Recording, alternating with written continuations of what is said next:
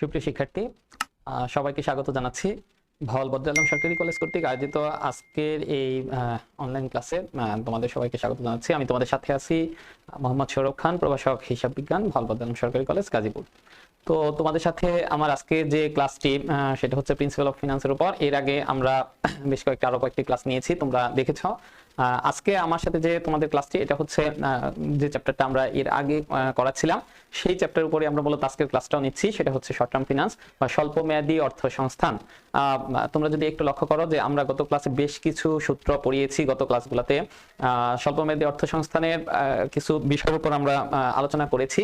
তার মধ্যে most important যে টপিকগুলো কথা বলেছি সেগুলোর মধ্যে হচ্ছে আমরা যদি একটু বলি ট্রেড ক্রেডিট, ব্যবসায়িক ঋণ, সেটা নিয়ে আমরা কথা বলেছি। তোমরা আগের ক্লাস দেখে থাকলে নিশ্চয়ই তোমরা দেখেছো যে আমরা ট্রেড ক্রেডিট নিয়ে কথা বলেছি, কিভাবে ট্রেড ক্রেডিটের কস্টটা বের করতে হয়, কিভাবে ট্রেড ক্রেডিটের মাধ্যমে অঙ্ক করতে হয়, ব্যবসায়িক ঋণ কিভাবে অঙ্ক করতে হয়। সেখানে আমরা দেখেছি যে টার্ম থাকে 2/10 and 30। এরপরে আমরা কমার্শিয়াল পেপার নিয়ে আলোচনা করেছি। কমার্শিয়াল পেপারের যে বিষয়গুলো আছে, যে কমার্শিয়াল পেপারের কস্ট কিভাবে বের করতে হবে, সেখানেও আমরা এপিআর বের করা শিখেছি। তোমরা গত ক্লাসটা যদি দেখো, আমরা কমার্শিয়াল পেপার নিয়ে আলোচনা করেছিলাম। গত ক্লাসে আমরা দেখেছি যে কমার্শিয়াল পেপারে কিভাবে কস্টটা বের করতে হয়। সেখানে আমরা দেখেছি এপিআর সমান সমান FV minus NSV divided by FB minus SB divided by NSV into 360 divided by DM into 100। এই সূত্র দিয়ে আমরা এপিআরটা বের করেছিলাম কমার্শিয়াল পেপারটা। লাস্ট যে ক্লাসে আমরা লাস্ট যে টপিকটা নিয়ে আলোচনা করেছিলাম সেটা হচ্ছে ব্যাংক লোনের। আমরা আলোচনা করেছিলাম যে ব্যাংক লোনের ক্ষেত্রে কম্পেনসেটিং ব্যালেন্স থাকতে পারে, রিভলভিং ক্রেডিট থাকতে পারে। তো গত ক্লাসে আমরা একটা হোমওয়ার্ক দিয়ে দিয়েছিলাম। তো সেই হোমওয়ার্কটা ছিল আসলে কম্পেনসেটিং ব্যালেন্সের একটা অঙ্ক। তোমরা বেশ কয়েকজন কিন্তু অঙ্কটা করেছো এবং আমার ইনবক্সে দিয়েছো এবং তাদের বেশিরভাগই অঙ্কটা হয়েছে।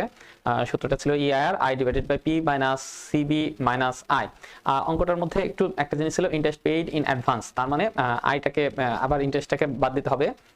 আমরা দেখেছি যে I divided by P minus CB minus I। তো এইভাবে আমরা অঙ্কটা করতে হবে। অঙ্কটা করেছি আমরা অনেকেই, বেশ কয়েকজন পেরেছি, খুব সহজ ছিল। তারপর আজকে অঙ্কটা নিয়ে আলোচনা করব। তার আগে আজকে যে বিষয়টা নিয়ে আলোচনা করব সেটা হচ্ছে রিভলভিং ক্রেডিট থাকলে আমরা কিভাবে অঙ্ক করব। গত ক্লাসে আমরা সূত্রটা দেখেছিলাম। আজকে একটা প্র্যাকটিস করব আমরা রিভলভিং ক্রেডিটের, কিভাবে রিভলভিং ক্রেডিট থাকলে আমরা তার এপিআরটা বের করব। ঠিক আছে, তো আমরা প্রথমে যেটা করব যে রিভলভিং ক্রেডিট থাকলে আমাদের প্রথম কাজটা হচ্ছে যে এখানে কিছু ইউজ লোন থাকে, কিছু আনইউজ লোন থাকে। রিভলভিং ক্রেডিটটা হচ্ছে এরকম যে ঘূর্ণায়মান ঋণ বাংলায় বলা হচ্ছে যে ব্যাংকের সবটুকু লোন কিন্তু আমরা এই ক্ষেত্রে একবার ব্যবহার করতে পারি না।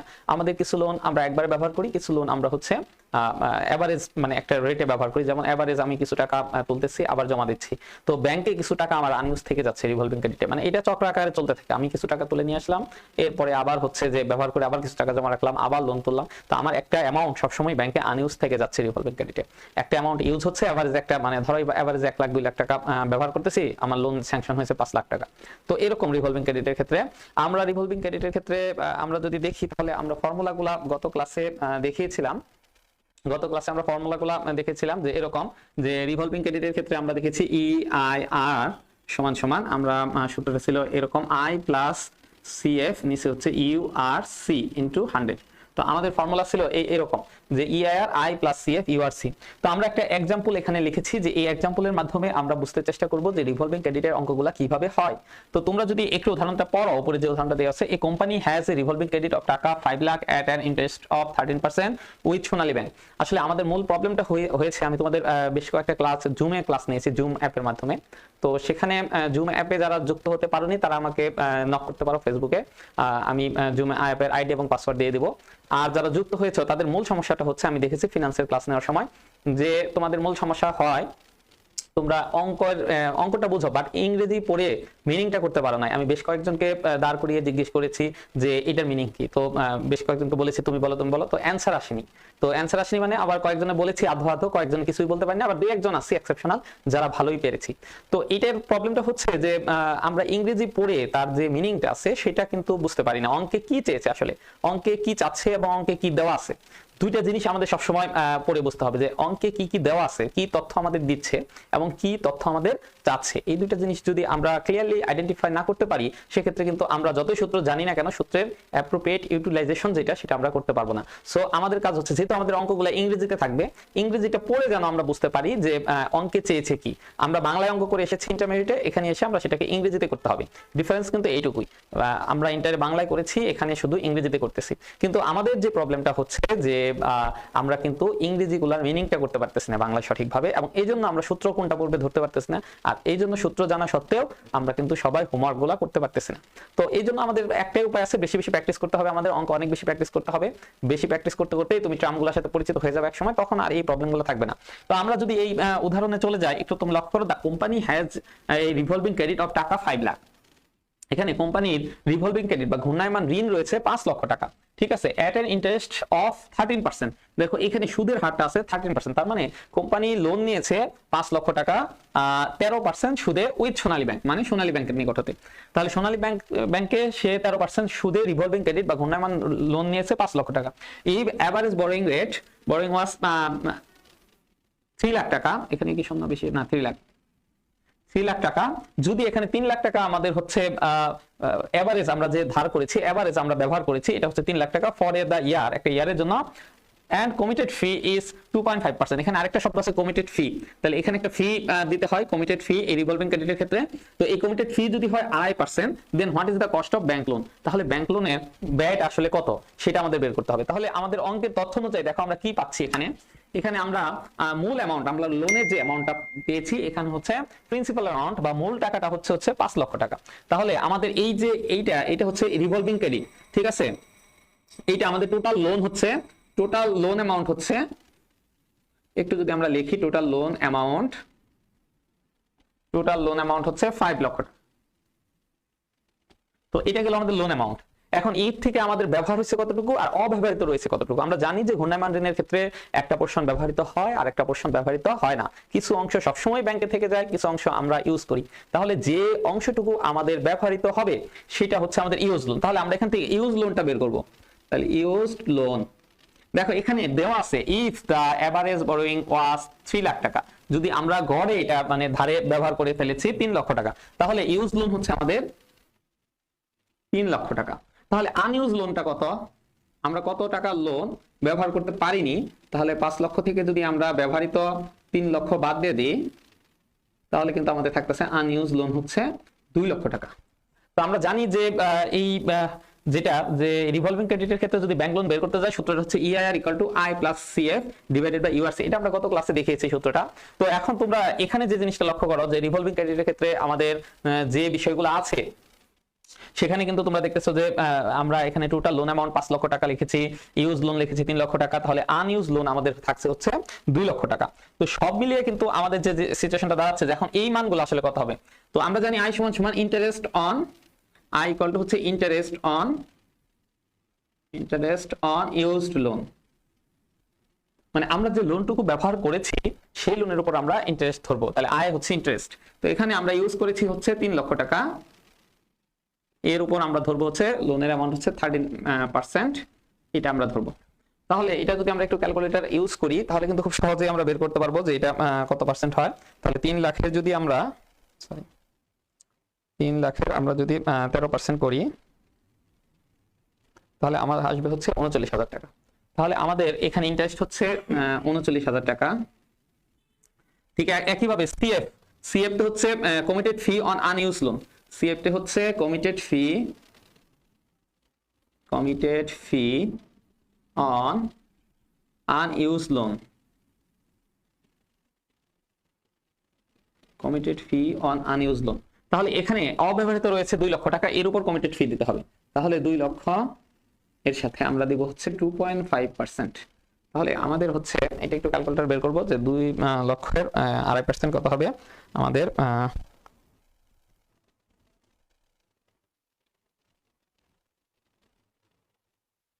তাহলে আমরা 5,000 টাকা পেলাম এখানে।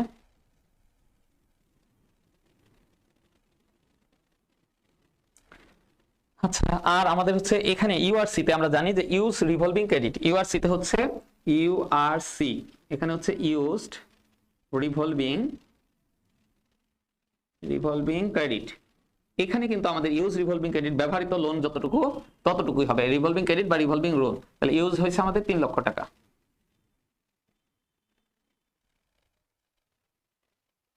তো আমাদের মোটামুটি এইটুকু আমরা যদি করে ফেলি, এরপরে এর মানটা যদি আমরা বসিয়ে দেই তাহলেই কিন্তু আমাদের মোটামুটি রেজাল্ট চলে আসবে। ঠিক আছে, এটা যদি আমরা বসিয়ে দিই তাহলে আমাদের রেজাল্ট পেয়ে যাবো আমরা। তো আমরা যদি মানগুলো বসাই এখানে একটু দেখো তুমি, আই ইকুয়াল টু আমরা লিখলাম 39,000 টাকা, প্লাস সিএফ আমরা বের করেছি 5,000 টাকা, ইউআরসি ইউজ রিভলভিং ক্রেডিট আমরা পেয়েছি 3 লক্ষ টাকা, ইনটু 100। তো এইটা যদি আমরা এখন ক্যালকুলেশন করি তাহলে 39,000 যদি 5,000 যোগ করি তাহলে হবে আমাদের হচ্ছে 44,000 টাকা, আর এখানে হচ্ছে 3 লক্ষ টাকা ইনটু 100। আচ্ছা, এখন এটা যদি আমরা ভাগ করি এবং 100 দিয়ে গুণ করি তাহলে কিন্তু আমরা খুব সহজেই পেয়ে যাব যে 44,000 ভাগ হচ্ছে আমাদের 3 লাখ 14.66 বা 14.67%, তাহলে এখানে আসবে আমাদের হচ্ছে 14.67%। তো এইটাই হচ্ছে আমাদের মূলত কস্ট অফ ব্যাংক লোন। তা আমরা যে ব্যাংক রিভলভিং ক্রেডিটের যে কস্টটা বের করতে বলেছে, আমরা কিন্তু এইভাবে চাইলে total loan amount, use loan, আনইউজ loan, তো এইভাবে আমরা আসলে বের করতে পারি। তো তোমাদের যেটা হচ্ছে যে সূত্রটা মুখস্থ করতে হবে, আর অঙ্ক পড়ে কি কি অঙ্ক তথ্যের কি কি তথ্য দেওয়া আছে অঙ্কের ভিতরে এবং কি কি বের করতে বলছে, এই দুইটাকে হচ্ছে সেপারেট করতে হবে প্রথমে, যে আমাদের কি চেয়েছে এবং কি এখান থেকে আমাদের বের করতে হবে, এবং কি কি তথ্য দেওয়া আছে সেই তথ্যগুলো আমরা যদি সঠিকভাবে লিখে মানগুলা বসাতে পারি তাহলে কিন্তু আমরা খুব সহজেই অঙ্ক করতে পারবো, আর না হলে কিন্তু অঙ্ক হবে না। তো এটা শুধু যে প্রিন্সিপাল অফ ফিনান্স আমি অ্যাকাউন্টিং বিভাগের জন্য বলতেছি তা না, এটা তোমরা যদি মার্কেটিং থাকো বা ফিনান্স ডিপার্টমেন্ট থাকো সেম কোশ্চেন, একই অঙ্ক কিন্তু তোমাদেরও আছে, একই বই। তো এটা হচ্ছে সকল বিভাগের ফিনান্স স্টুডেন্ট যারা আছো, ফিনান্স প্রিন্সিপাল অফ ফিনান্স কোর্সটা যারা পড়তেছো, শুধু ম্যানেজমেন্টে ফিনান্স নাই ফার্স্ট ইয়ার সম্ভবত, আর মার্কেটিং এবং ফিনান্স বিভাগে কিন্তু সেম কোর্স। সো তোমরাও এই একই অঙ্ক একইভাবে করতে পারো। ঠিক আছে, তো এই বিষয়গুলো তোমাদের আগে নলেজে নিতে হবে যে কি কি জিনিস আসলে অঙ্কের কোশ্চেনে দেওয়া আছে সেগুলো আগে দেখবো, এরপরে আমরা চেষ্টা করব যে আমাদের কোশ্চেনে কি দিয়েছে, এরপর আমরা ফর্মুলা ফেলবো, ফর্মুলার মানগুলো বসিয়ে দিলে আমাদের কিন্তু অ্যান্সার হয়ে যাবে।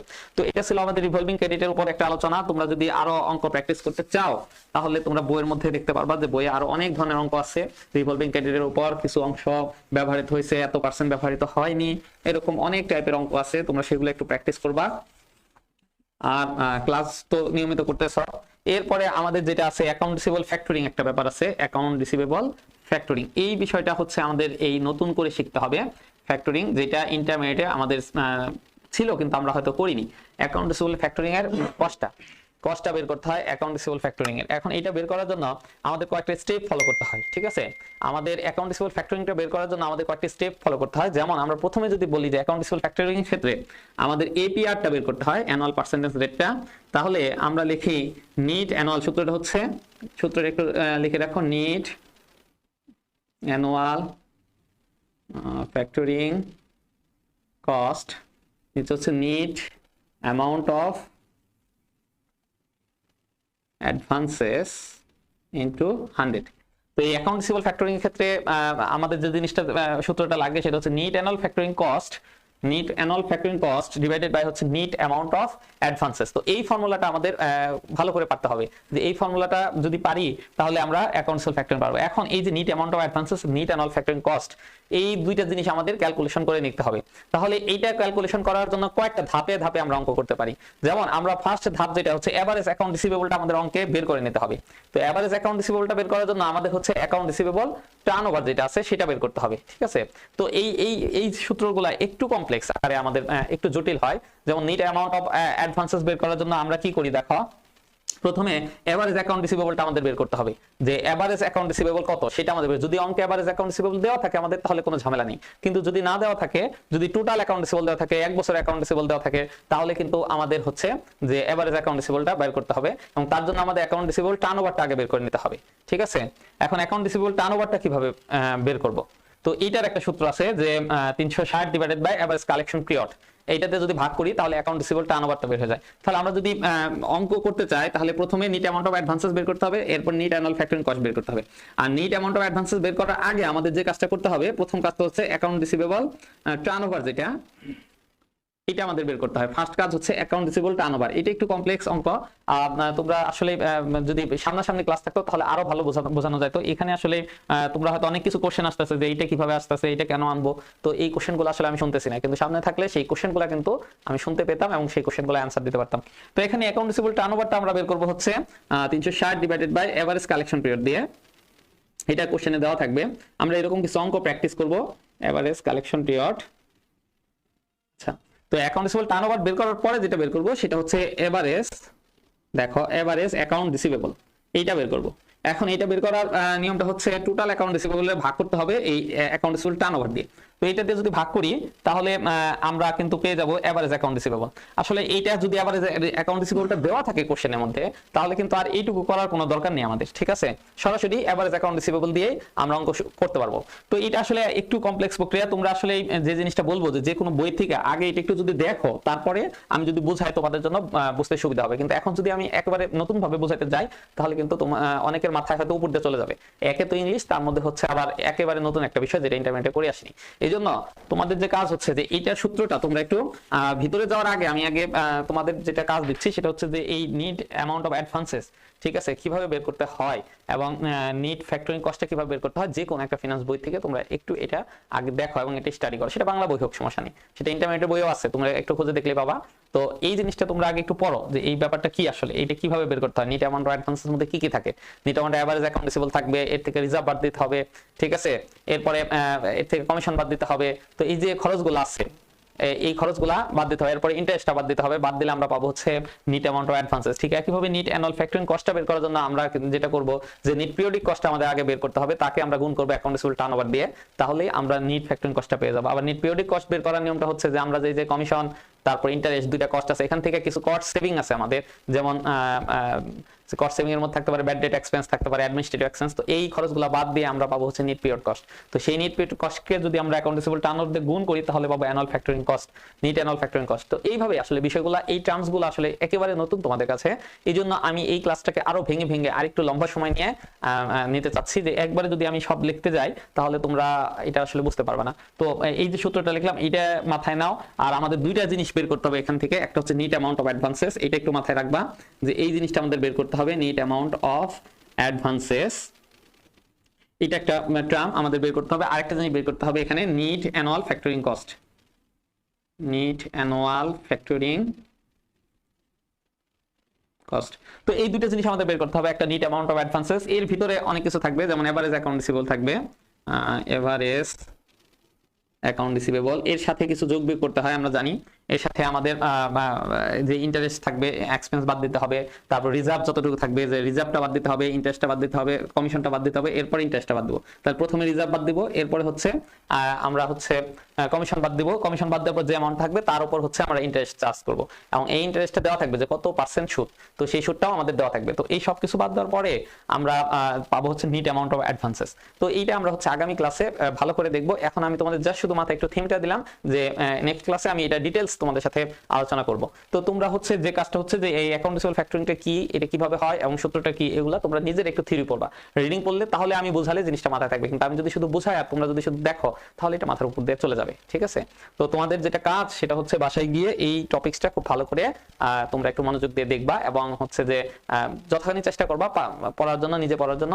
এবং আগামী ক্লাসে আমি এটা ডিটেলস একটা এক্সাম্পল সহ তোমাদের যদি বোঝাই তাহলে মনে থাকবে, আর যদি শুধু সূত্র লিখে দেই তাহলে তোমরা ওটা মুখস্থ করতে যাবে, আর মুখস্থ করতে গেলেই বিষয়টা তোমরা ভুলে যাবে। এজন্য আমি চাচ্ছি যে তোমরা আগে একটু দেখো, এরপর আমি উদাহরণ সহ বুঝিয়ে দিলে ইনশাআল্লাহ তোমাদের কাছে এটা আর কঠিন লাগবে না, এবং এখান থেকে একটা কোশ্চেন পরীক্ষায় থাকবে। তো যারা এখন আমার সাথে ক্লাসে ছিল সবাই অনেক ধৈর্য ধরে ক্লাস করেছো, আমার মনে হয় যে তোমরা আগের বিষয়টা রিভলভিং ক্রেডিটটা বুঝতে পেরেছো, এবং এটা একটা নতুন বিষয় অ্যাকাউন্ট রিসিভেবল ফ্যাক্টরিং, যেটা আমরা আগামী ক্লাসে ইনশাআল্লাহ ক্লিয়ার হয়ে যাব, আর কোনো ঝামেলা থাকবে না আমাদের মধ্যে এটা নিয়ে। তো তোমাদের কাজ হচ্ছে বাসায় একটু পড়া, আর যারা ক্লাস করতেছো তারা একটু কমেন্টসে রোল নাম্বারগুলো লিখবা, যেন আমরা বুঝতে পারি যে তোমরা আমাদের সাথে ক্লাস করতেছো। তো আগামী ক্লাসে ইনশাআল্লাহ তোমাদের সাথে আবার দেখা হবে। সে পর্যন্ত ভালো থাকবা, সুস্থ থাকবা। সবাইকে ধন্যবাদ। আল্লাহ হাফেজ।